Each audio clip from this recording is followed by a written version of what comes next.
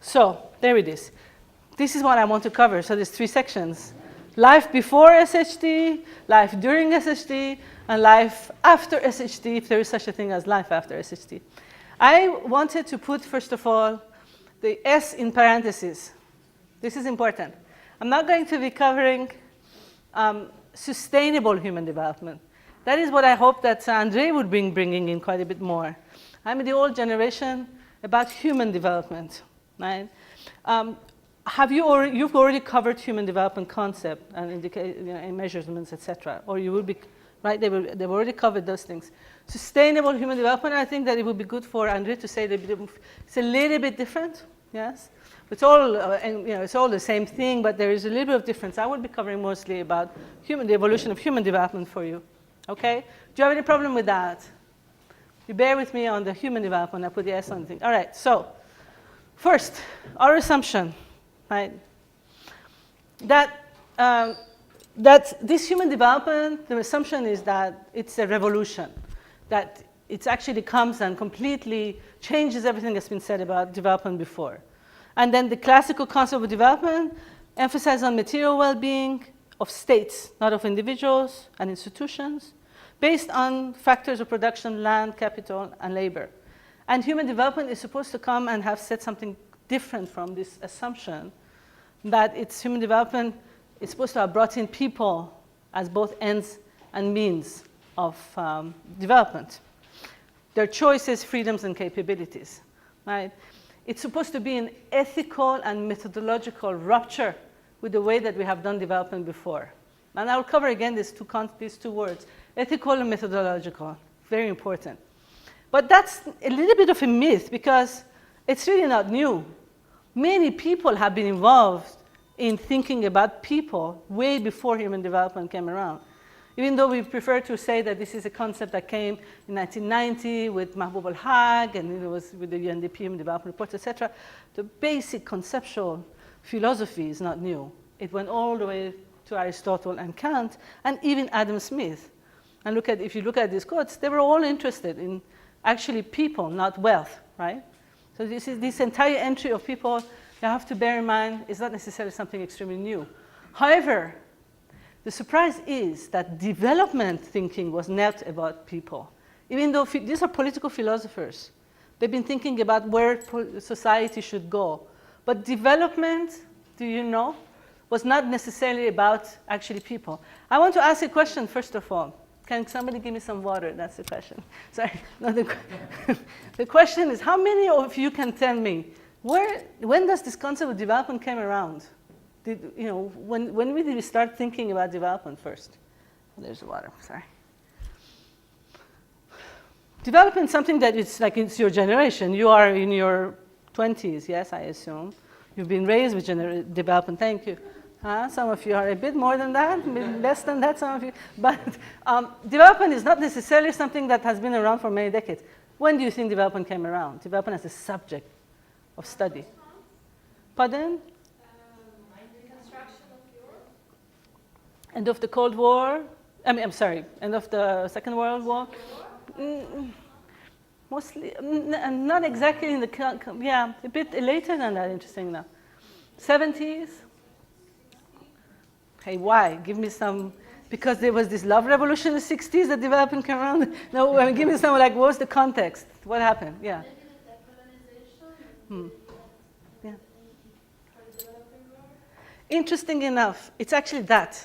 When we think development, we think decolonization. We think in the 50s. And it's interesting that it's actually not a term that came around in the 40s with the end of the Second World War. Even today, I live in France, and when they say, we never say development alone. Yes? When I lived in Central Asia, when I lived in my own country in Iran, we talk about, when we say development, we understand development. But when we say France, we never say development. Development is not necessarily a concept of the North. They say economic development, right? Have you noticed also in the US, they say economic development. They don't talk about development. Development is always something that's been associated with the question about North-South, and you know that, right? So, so a couple of, now, as we take you through this process of what this development thinking has been around since the 50s, first, a couple of things, the kind of rules of the game. There's been a number of revisions. I mean, first of all, development thinking is a bit of like fashion, yeah. One day we think this way, and everybody thinks this way, and then everybody thinks that way, and then we put our resources that way. So there's quite a lot of loops. Sometimes we are going forward, sometimes we're going backwards, right? So sometimes there's regress, sometimes there's progress. Sometimes we think we're saying something new, but we're not. Sometimes we repeat the same thing, but with a new language, and we say, oh, this is it. So your generation is skeptical, you know this, right? But you have to also understand that these revisions were based on two things. Internal logic. Sometimes we say, this is the best way to develop, and then we realize actually it's not, right? There's something that kind of theoretically it's proven wrong. And then sometimes we have new knowledge, because a lot of it that gets tested. This poor third world or second world or this kind of south, they always get tested on everything. We have this idea, let's test it on them, and then when it doesn't work, get back to the laboratories in these universities or think tanks in the north and then rethink about these things, right? So this new evidence comes around. Development thinking is different when we think about it in the north and in the south.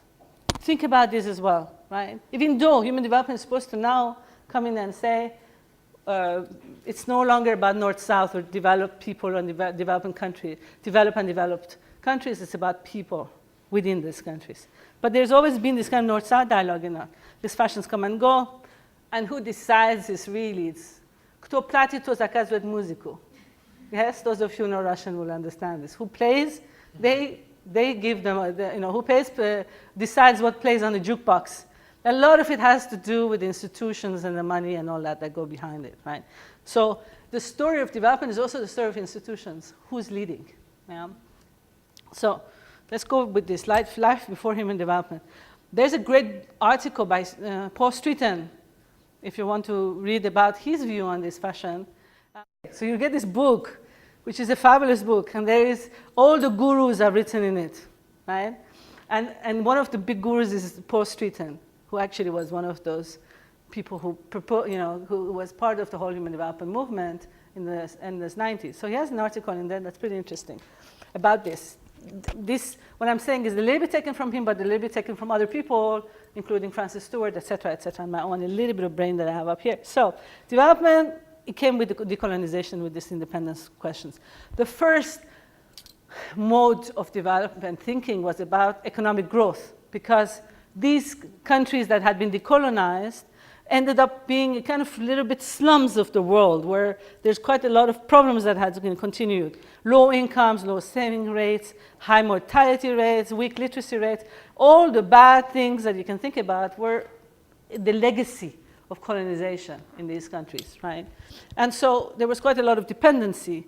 So the first thinking about development was development equals economic growth, so that the countries, the former colonies, will catch up. You heard about the catch-up, right? Not the ketchup that you put on your hot dog now. It's the catch-up theory. Like if we actually accelerate on industrialization and investments, et cetera, we're going to become like the West. We're going to catch up with the West, our former colonizers, et cetera. So we actually need economic growth first. But during those 50s, it was still the states that were leading development. So it was still state-led industrialization, state-led development, right?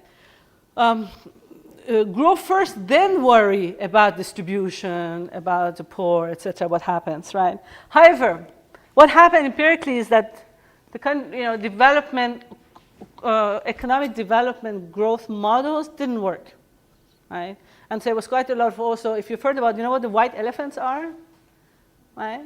These big industrial projects that are kind of left out and nobody really uses them, and so they're big infrastructure but not necessarily used, right? And so there was quite a lot of these big projects of how we're going to bring industrialization, economic growth, et cetera, et cetera. But it really did not solve the problems of development, economic investment, economic industrialization. It didn't solve the problem of employment, poverty, human dimension was neglected, trickle-down theory, it did not prove automatic, it didn't happen, right? There were 4 assumptions about economic growth. These 4 assumptions are still around. They're not from the 50s only. This is the kind of assumptions that still. Now, when you read this list, think how many of you have the assumptions in your own, depending on what you come from. But look at that.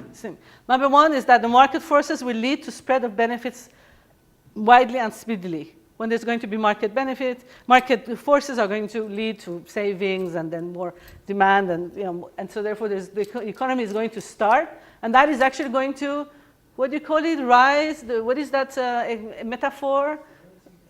The rising tide of the lifts all boats. You have that in your own languages, all of you, right? Because this is your generation. Everybody grow together, yeah? That is, yeah, that's that. Second assumption is, actually, in all of this rising tides, the governments are really concerned about the poor, and so they're going to mediate when it's needed. They're going to come in and then play with the market and try to distribute some things for the poor as well. So let's not worry too much about the poor, because the government, remember, this original thinking was about heavy government-led economic development, right? So the government is going to actually mediate. I'm not talking about market here, right?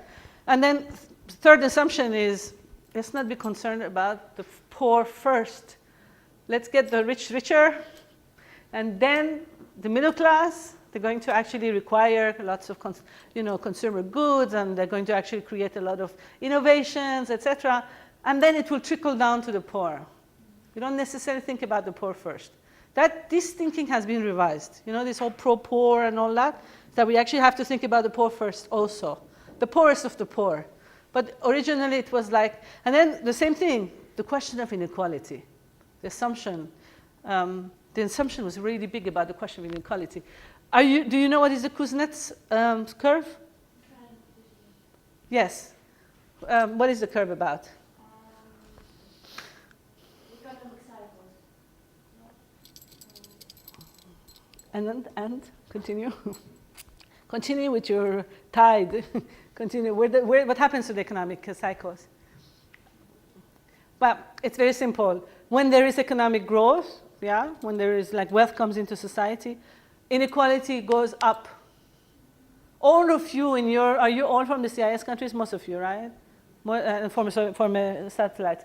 You saw this in your lives. Inequalities went up, yeah? But you know what they say? It's normal. It first goes up, and then it goes back, right? Then it normalizes itself. And so, have you been hearing, there are quite all these debates at the World Bank that, whether inequality is good or bad? How many of you think inequality is good? No, sorry. How many of you think inequality is bad? None of you. Nice class. Give me a reason why you think inequality is good if it's not bad. Or you don't care about inequality. Maybe that's the reason.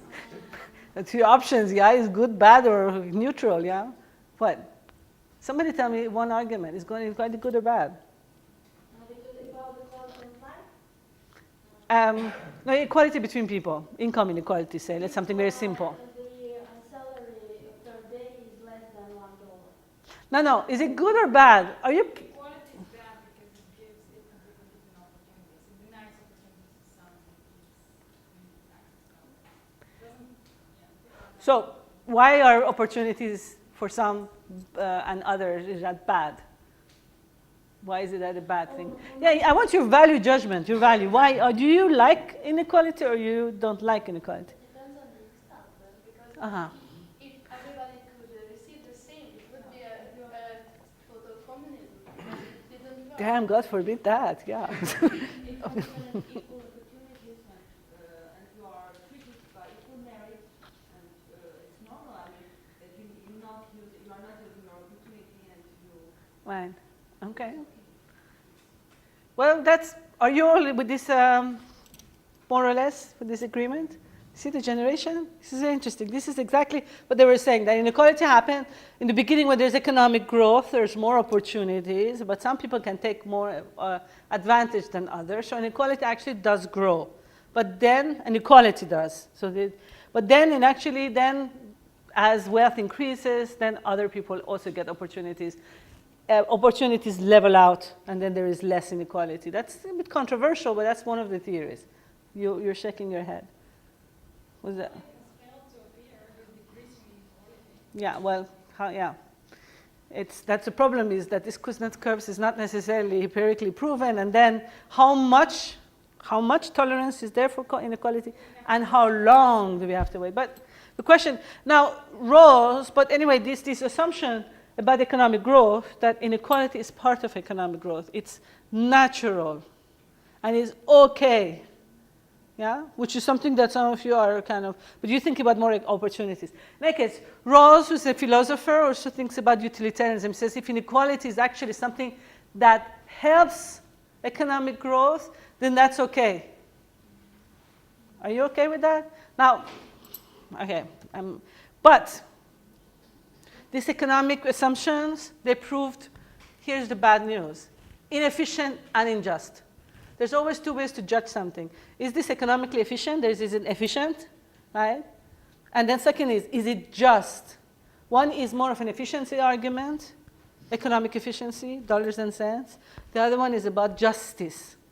And then they are completely different types of value systems, right? But the economic growth models proved a bit inefficient because the question of employment, I'll come to that, and the question of migration, et cetera. And then there was also concerns about justice, about how long and how deep should we accept poverty, inequality, et cetera, et cetera. Right.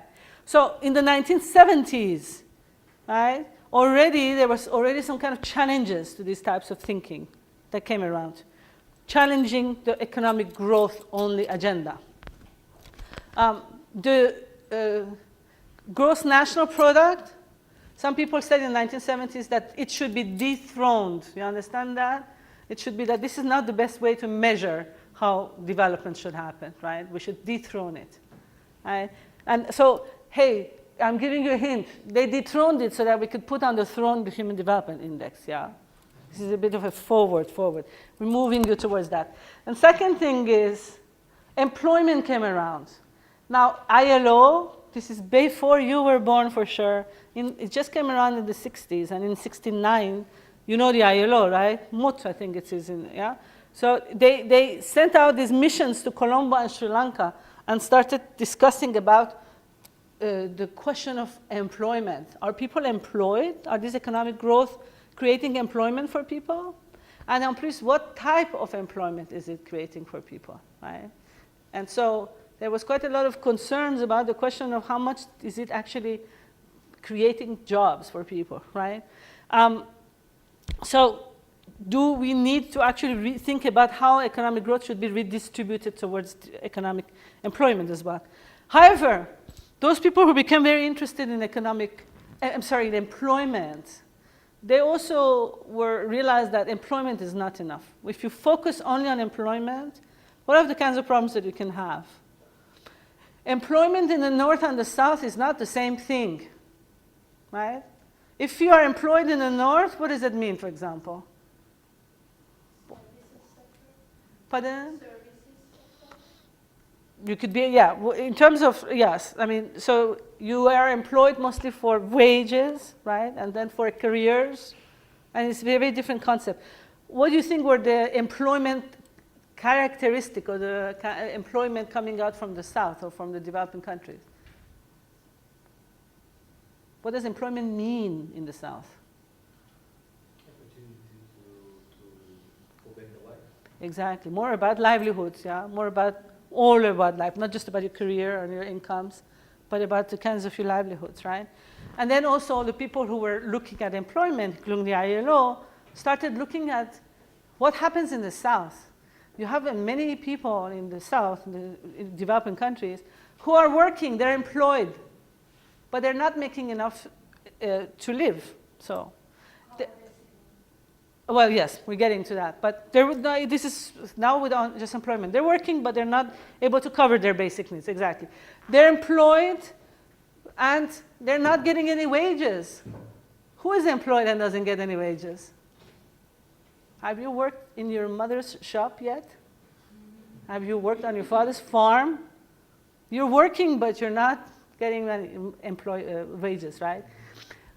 Then they realized there's also informality. Now, you know this concept. This is basically your stories, right? I mean, not you, but informal market, when people work, but they work in this kind of shadow economies, when the contracts are not acceptable, and you know, all of this formality. Those are all different types of employment. So people who said, hey, let's not think so much about employment because there are different ways to think about employment, you know.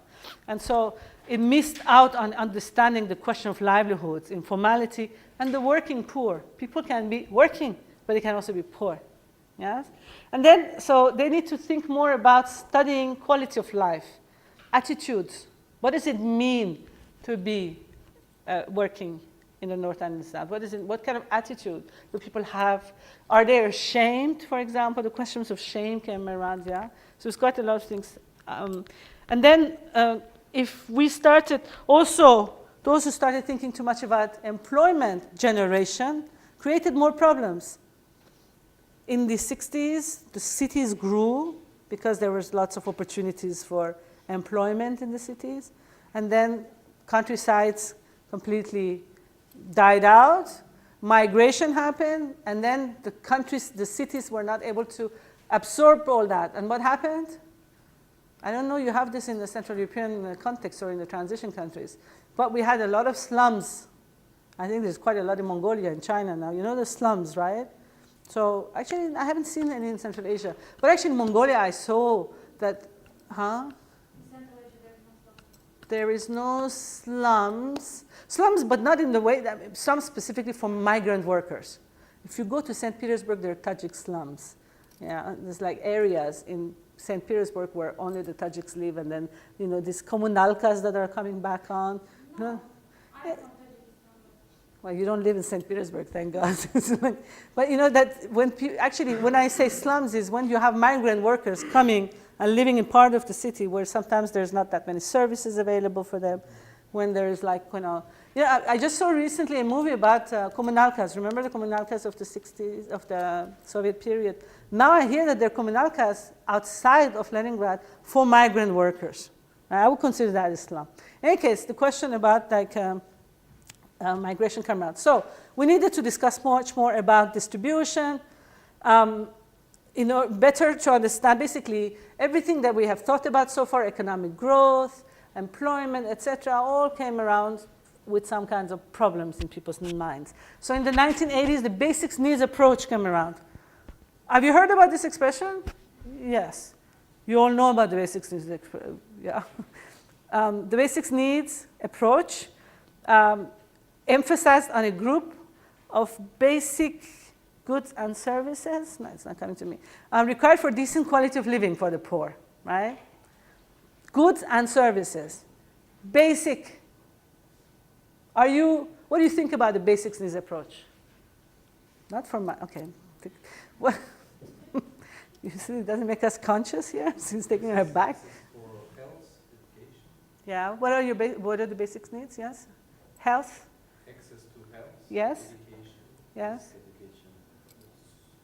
What level of education do you think is basic needs, if I go very basic? Food.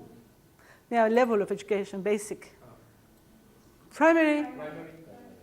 So, right? And then what happens when there is, you know, so, okay, then there is access to basic primary health, right? Shelter. Yeah. Yeah, yurt. Food. Interesting. Security is a basic need. Yeah, well, it depends on if you are talking about like a extreme vulnerable situation like a war, then security is a basic need. If you're talking about, I actually believe security is very much of a basic need, but it depends on what really are, what we're classifying this question of the basic, right? I mean, the poor, the very, very rich people also need security in terms of, even, I'm talking about traditional security. Tomorrow I'll talk about what is traditional and non-traditional security because, you know, what are we talking about security? In any case, so as you see, what else give me basic needs? What other things are basic needs? Sanitation, yes. What else? Maybe decent type of work. Okay, we're getting into other type. Decent type of work. He didn't say work. He said decent. Decent labor, okay. Okay, but now no, you said decent. What is decent for you? Well, when one can get a job and money equal to his time. Okay. spent. Okay, money that is worthy of his time. This is cool. It's very cool. It's actually quite cool. And you said something about satisfaction. It's something, a way to make a decent job is something that satisfies your basic needs. basic needs plus develop further, something, okay. So yes, okay, satisfied. Now satisfaction is an interesting thing, right? Are you satisfied with just eating the basic things and then the opportunity to have more, right? So there are objective factors and then there are more subjective factors, right? The objective ones is the roof over your head, yeah, the food in your stomach. I mean, I'm not talking about cordon bleu. I'm talking about the beast, you know, whatever, right? So that's the basic, that's the objective ones. Then you get into other types of more subjective ones. What is to your satisfaction? What is to your dignity? The question about time is very much of a dignity issue, right? And what would you consider as big? So but they also count as some. Now, this is exactly the problem what basic needs had. There were two approaches to basic needs. One approach says the minimum. We need to provide the minimum, right? And then that became extremely criticized. The other one said, no, basic needs is also anything that allows you for a full life. According to your region, of course, according to your own personal, a full life, right? Now, you can imagine why there was a problem about these two approaches. The first approach, the basic one, right, was actually criticized, interesting enough, by a lot of the developing countries saying, the North is saying, all we need is just these basic things, and they're going to only have that. The question of primary education is very interesting. I worked a lot in Afghanistan. There's quite a lot of discussion was these Afghans don't have literacy, so we need to put all our money in literacy. Okay, all these kids went to school, and then what? You know, you go to the university, nobody has a master's degree. What happens to the human resources of that country? Now the donors decide that these people only need basic education, right? So they kind of a little bit shape about what is needed. All the money goes into something, right? So it becomes very much of a kind of paternalistic, you understand that expression? Yes. And also utilitarian, and also there was a lot of criticism about being extremely commodity, the fetishism, right? That this is all they need. The other approach opens up the questions of equality, security, I didn't put the word dignity, capability, etc. What people value. And it's possible that a poor person may value not just money, right?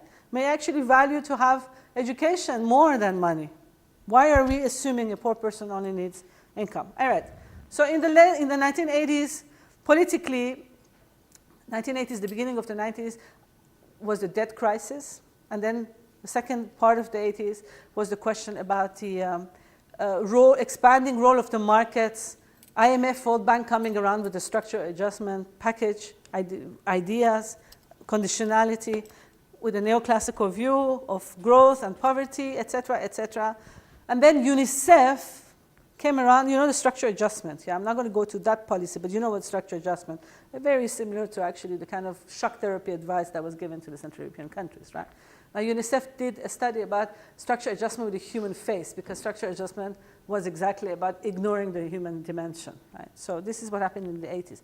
We're moving towards the 1990s, and human development concept was coined in 1990. So I moved you towards that, pretending that this was an evolution. It really wasn't an evolution, but I'm just pretending, right? So the whole dimension of what is a basic needs, is it mostly about the more very, very primary stuff, or is it also about what allows people to do other things? You said it was somewhere here. Somebody said an interesting one. What allows you to then gain other things. What was the sentence you used? A decent job is something that allows you to satisfy your basic needs and give you an opportunity to develop. Okay, an opportunity to develop other things. It's an opportunity to exercise your choices to do what you want to do, whether it's about jumping off the bridge, right? It's like, and to be who you want to be, Superman, yes? If you want to be Superman, who am I to tell you you cannot be? So that's capability, right? So that entire discussion in the 1990s was, are we talking about primary, very, very basic? Are we talking about more about development means the opportunity to develop capabilities? So grosso modo, in the beginning, we said development is these poor people that we decolonized. Now they need to catch up with us, so they need to become rich. The idea was they're rich. You become rich, you become developed. By the end of the 90s, we realized it's not about becoming rich. It's being able to Do what you want to do. However, when you want to be rich or you want to be as rich. Remember the fish and the fishing rod? You know this story. Do we give them fish or do we give them a fishing rod?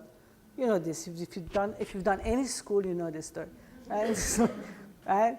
Okay, so we went from actually thinking about they need fish to going to the idea of they need fishing rod. So if they actually want to go and get a crab instead of a fish, it's their choice. Okay?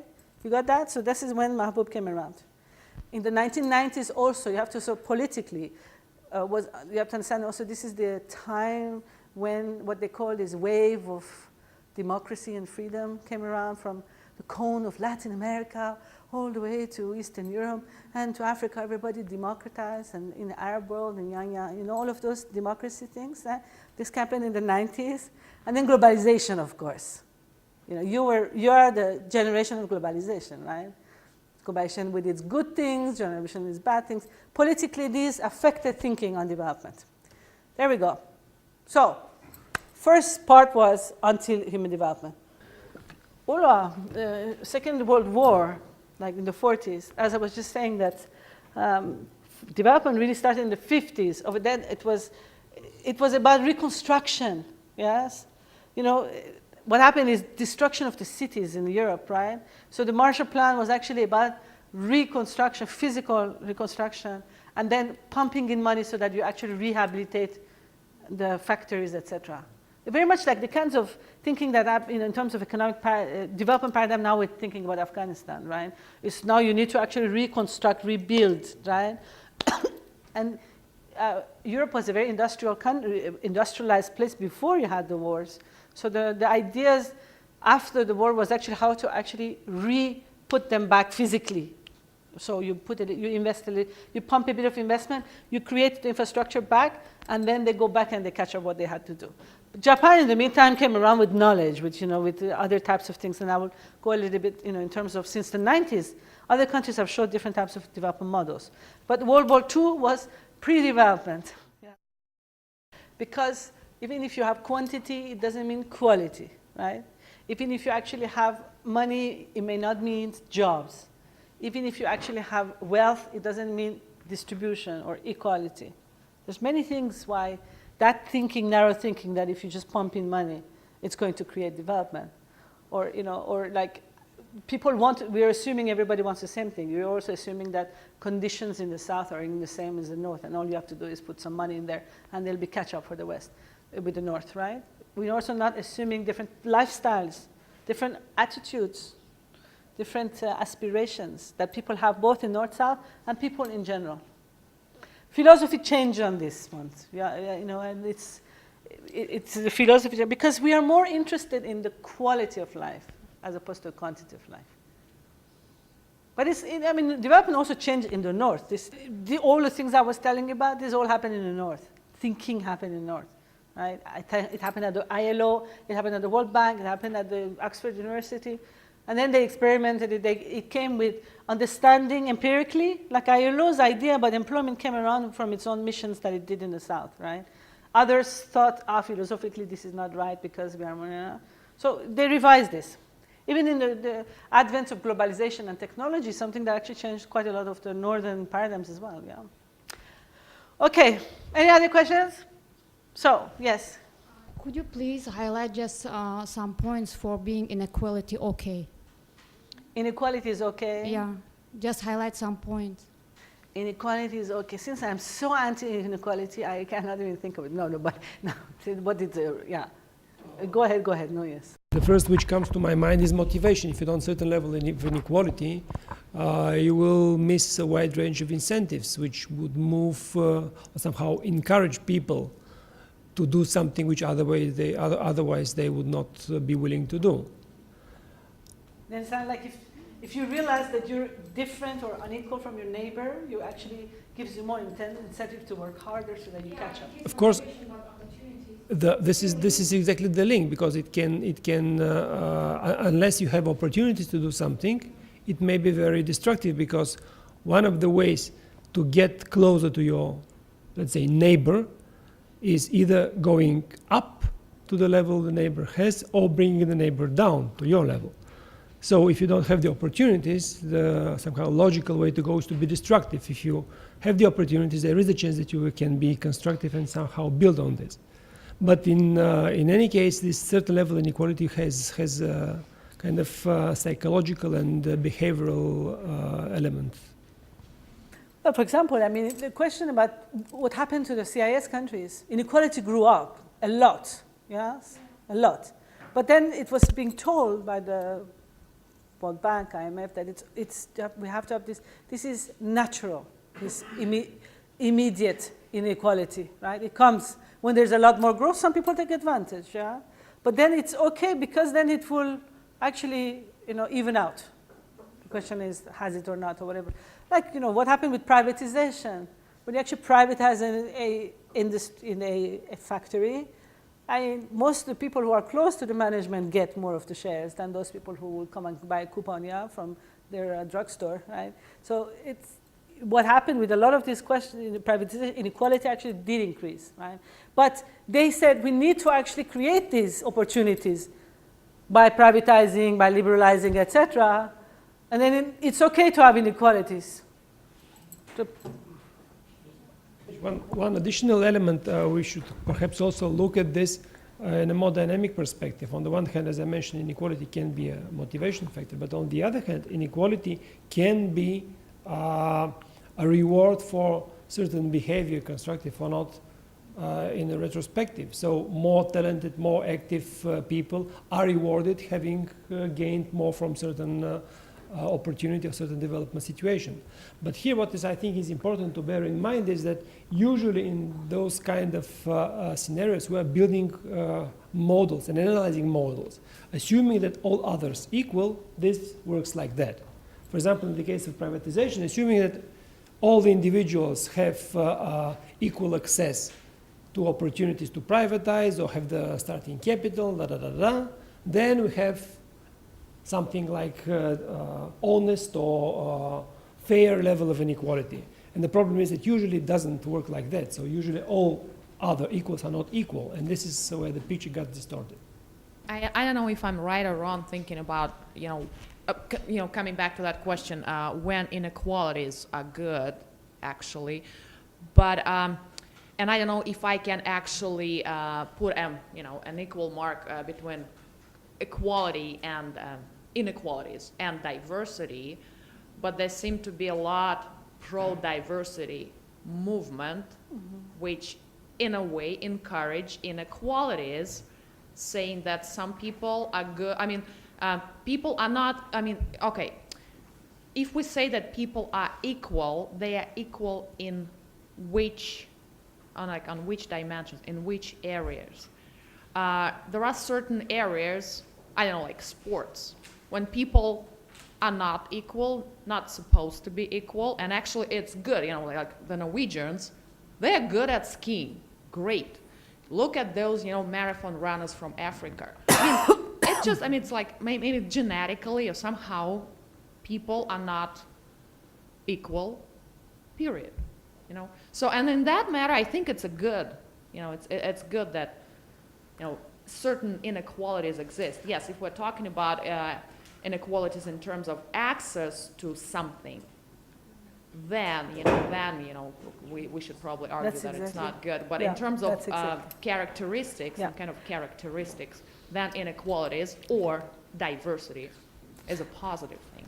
Thank you. Exactly, because basically the point is that it shouldn't really be about the kinds of characteristics. It should be about opportunities, right? So development should give you opportunities to develop your capabilities and your choices. If you actually want to run like an African or ski like a Norwegian, development should actually allow you to do that. And then your genes may not allow you to win the medal. But me, as a policymaker, I'm supposed to be able to create all kinds of opportunities for you to run like an African, right? So, if you want to. Well, again, anyway, yes. But think about capabilities and opportunities here, right? The idea to take you all the way down here, I'm very glad that this question of inequality, and to be noted, because the question of human development in this region really comes down to the question of exclusion and inequality. These are the two key words that are very interesting. However, all these thinkers were not that interested. Look at, look at all my slides up there. There's only one line about inequality, yeah? But it catches your imagination. We really have to think much more about human development in this context. Your experience was an experience, you have a personal experience of inequality. Your generation has one, yes? So I think it is very important. Anyway, but I will go back to but you followed me in terms of like, from economic growth to politics, to political, and to human rights, to questions of dignity from income, right? I actually jumped one area. This is important. In the 1990s, there is this theory that came around which is called the new growth theory, as opposed to old growth theory. And the old growth theory will just tell you that it's down here somewhere, right? Old growth, capital and industries. New growth, knowledge. It's not about the computer hardware, it's the software. It's the knowledge that allows you to develop. So, right? All of this to say is, all this while we're thinking about institutions and physical monuments, now we are thinking about what do we put in there. We put in there people and their aspirations, we put their dignity, we put their brains, etc. This is what happened, if you want to just take it very slowly. Life during human development. Okay. Remember one couple of things. The human development movement in the 1990s, it actually happened in 1989, 1990. Those years, it was seen as a kind of a, not a rejection, but an evolution and a reaction to the policies of the 1980s, which was debt crisis, structural adjustment, etc. Right? It was a reaction to that. Hey, there's something wrong. We are forgetting about people, and also about the popular. Remember, I said in the 80s and the 90s, the ideas of freedoms and democracy came around. So human development brought all of those things, cooked it up in its own soup. Mahbub al-Haq, you covered him. You know who that is, right? Right? Right. Anybody says no? No. They know. What's the name of his father? It's like, they don't know. So it's like, all right, so he brings in the question of capabilities, but he talks about basic needs, not the narrow version. He's talking about basic needs, the quality of life version, right? Which for him includes freedom to choose, etc. So prelude to his revolution, it's the same time as the tide of freedom, the knowledge revolution, the idea, and the voices of the people. So human development said, this you know it backwards and forwards. Human development says, the true wealth of the countries is people. There's no such thing as developed and developed countries. There is developed, underdeveloped people. This means it's not a North-South issue. We're going into the people itself, right? You know what is CorePeripheral? The CorePeripheral. Who laughed? No. You know what that is? Who can explain to me what is CorePeripheral? It's kind of an oxymoron because periphery is something in the suburbs, on the margin. Yeah. The core is something in the essence. Right. In development or international relations, when we have this concept of North-South, you know what North-South means. North-South, you know, right? North-South. North is industrialized countries, those who decide, and then where they actually provide security on development to the South. Developing countries, South countries, are the ones that actually can provide security to the North. They call this the bargain. I'll talk about it tomorrow.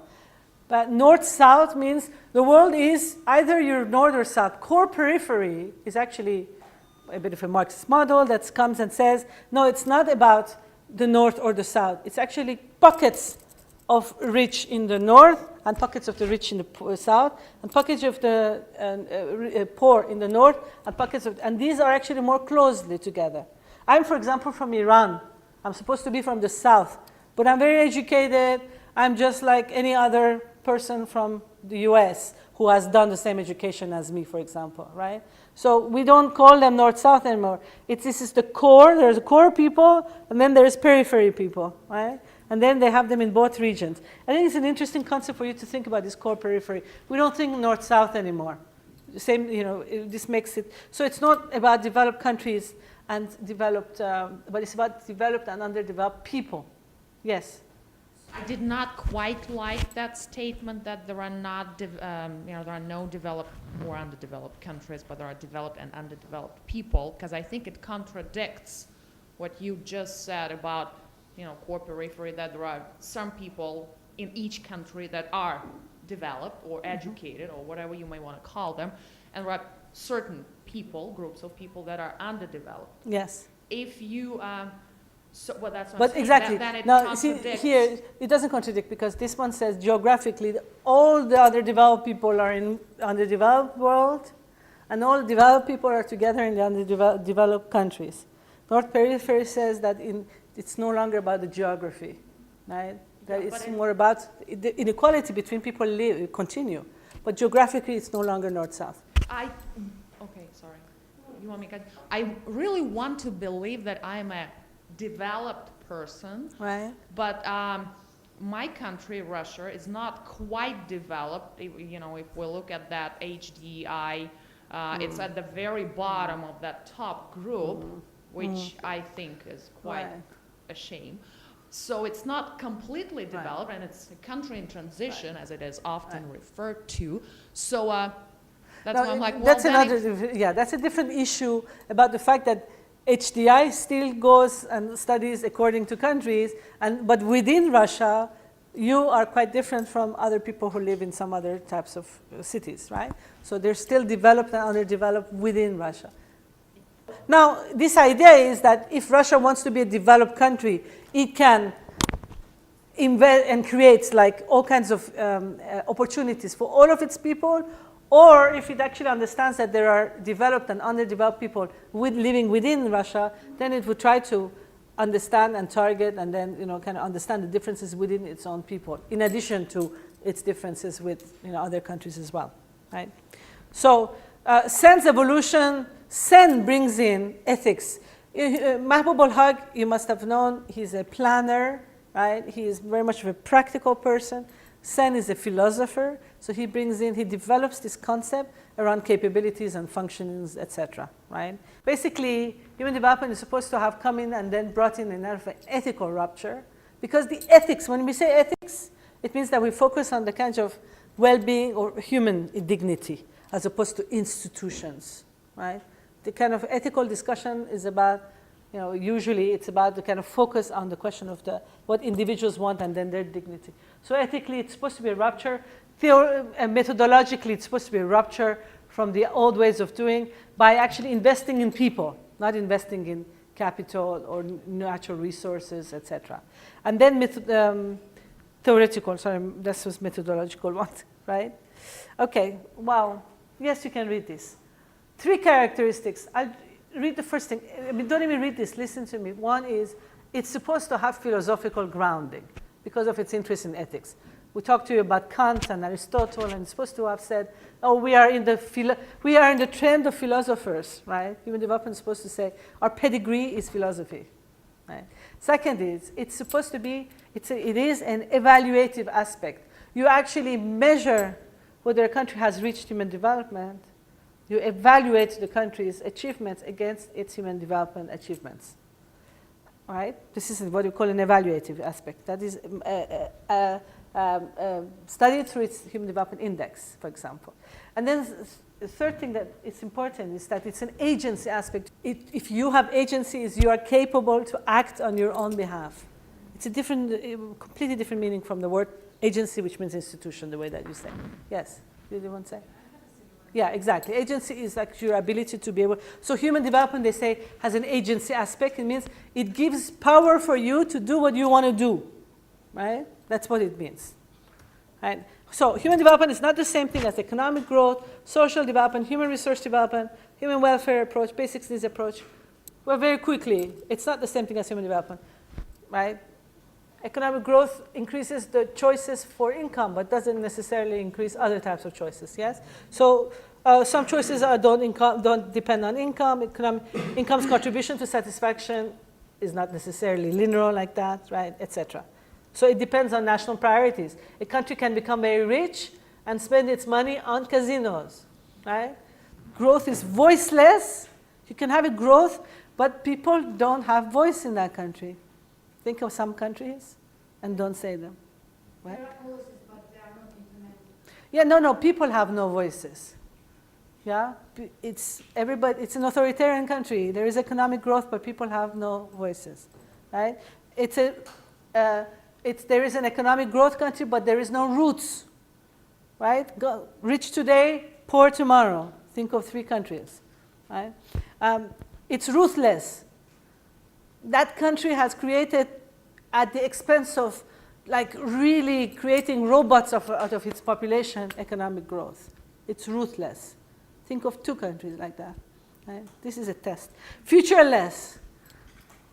I have a lot of oil in my country. I'm going to make sure I extract them all in the next 3 days so that I have a lot of money tomorrow and not the day after. Right? Futureless. Right? Discriminating. I'm going to make sure that I'm going to pump money into the rich who are going to show a good, they're going to get the wheels growing, but they're not necessarily the other ones. It's discriminating against them. All right. I got that one down. It's not the same thing as basic needs. This very heavy slide just tells you basic needs says we're going to target the poorest of the poor. Human development says it's not about what we do to the poor, it's what the poor do to themselves. And who says that poor are only vulnerable? Poor could be also opportunities. Pardon? Paternalistic. It's paternalistic, exactly. And then third is it's not just about the poor, it's about everybody's dignity. Okay? So basic needs, especially the narrow approach, is out. Human capital development. Now, this is not the region that confuses human development, but I worked a lot in Asia, and my God, everybody says, well, we have a human development center, we have a development ministry, we have a human development unit, and even the World Bank has a human development unit, but that is a human resource development unit. What's the difference? What is human resource development? Don't read the slide. Tell me. Yeah, it's to increase capacity and buildings of your labor force, yeah, so that they are healthy workers, right? I mean, yeah, it's human resource development. It's to make sure about the health and education of your work of the population so that they can contribute to economic growth. And the poorest of the poor, those that are going to fall through, we're going to make sure that we have social benefits for them and welfare, right? So it's not the same thing as human development. So please, if you see human development being used, make sure that it's not that type of human development. That's human resource development. Okay. Okay, this is a fabulous slide. You're going to read this. I don't have time to cover it even. It's Richard Jolly's slide. It's a really nice slide. You're going to get these slides, right? Yes. Please take a minute to read this slide because it compares the notions of well-being, et cetera, from human development, neoliberalism, and basic needs approach, right? And this is quite interesting because the question about neoliberalism actually comes in. This is an interesting one, but please read it at home. Now, can you read this? Basically, I have 4 different phases of what has happened since 1990 with this concept of human development. The first phase is, first few years, these gurus sat around, they came up with their new paradigm, so they had to convince others, this is what the paradigm is, this is how you measure it, this is how you finance it, this is why it's different from economic growth. This happens in the beginning of every paradigm when you actually have something to prove, correct? So this is the first few years. Second phase, I would say, they started expanding it, extending it to universal and basic capabilities. Remember the shelter, and then actually they didn't do education because UNDP doesn't do education. They should have done education, by the way. But they looked at poverty, gender, security. These are basic needs. So I will go through those. They will extend that human development to these things. Third generation, evolution, third phase that happened, human development movement started dealing with more than these basic needs and thinking about dignity issues, dignity-related issues, or extending concept capabilities to questions like governance and voice and rights. So I would say that this is the third generation where you actually you move towards these technology and culture, for example. I'll cover that. It's quite interesting.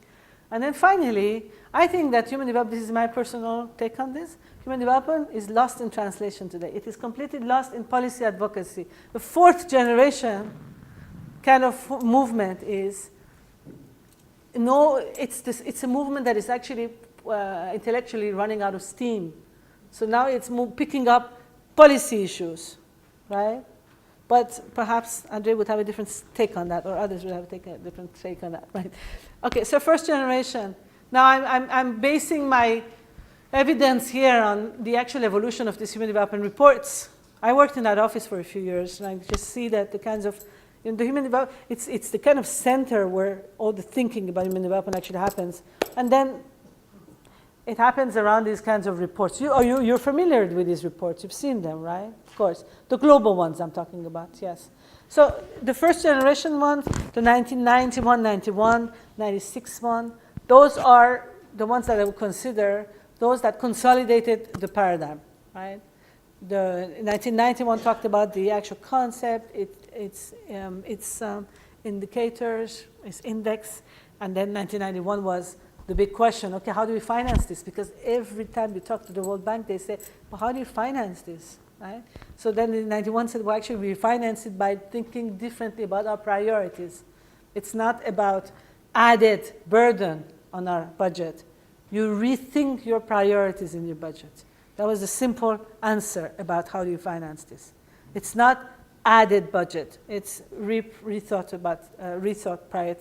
priorities. And then economic growth, what's the difference, etc. Second one, human poverty. I think the concept of, I think that they took this question of human development about capabilities and took it to the idea of poverty.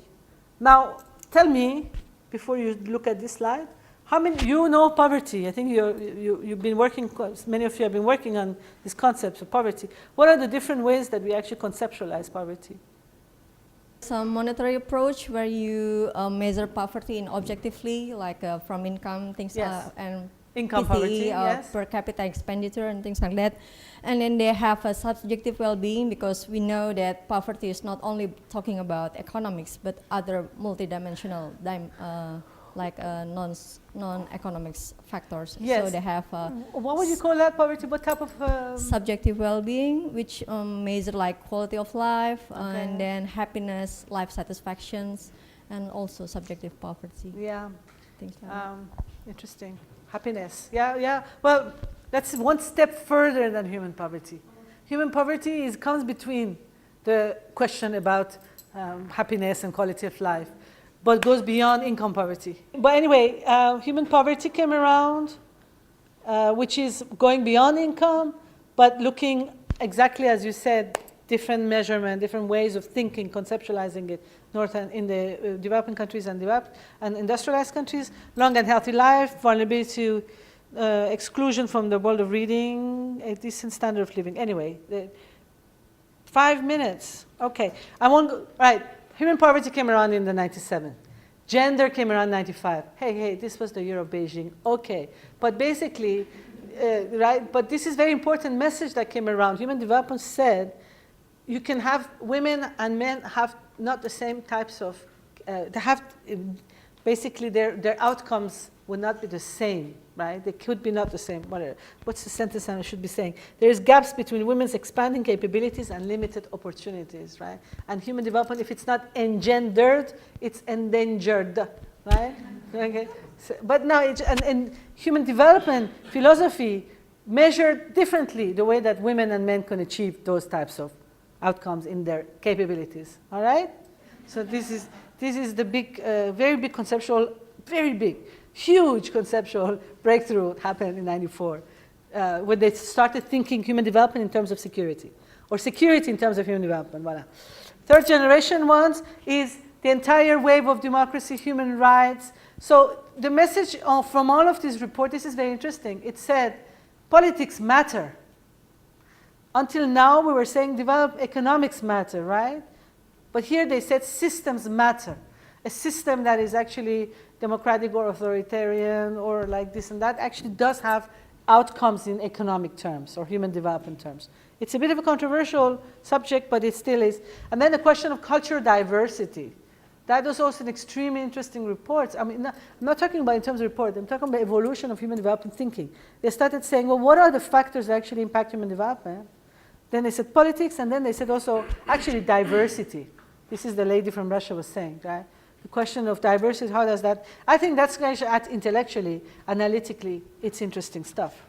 And then we have ashval, which means 1 foot here and 1 foot here. I say that the way that these ideas within human development movement came around, they're not necessarily analytical, they're a little bit more policy, but they have, they have potential.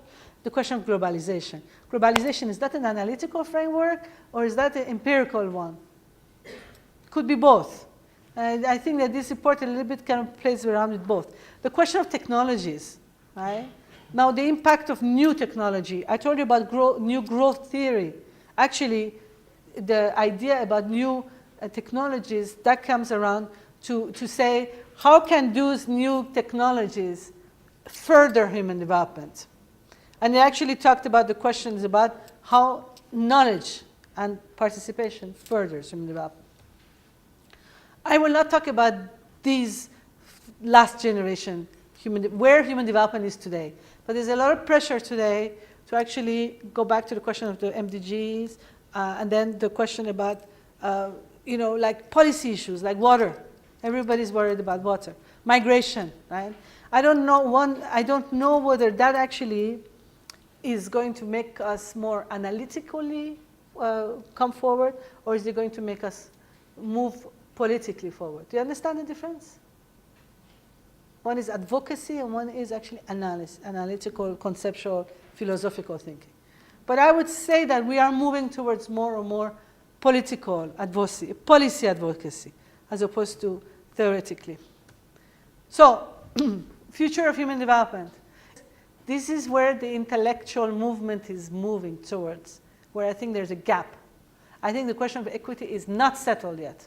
I think we need to really think about the relationship between equity and human development. Equality, equity. Exclusion.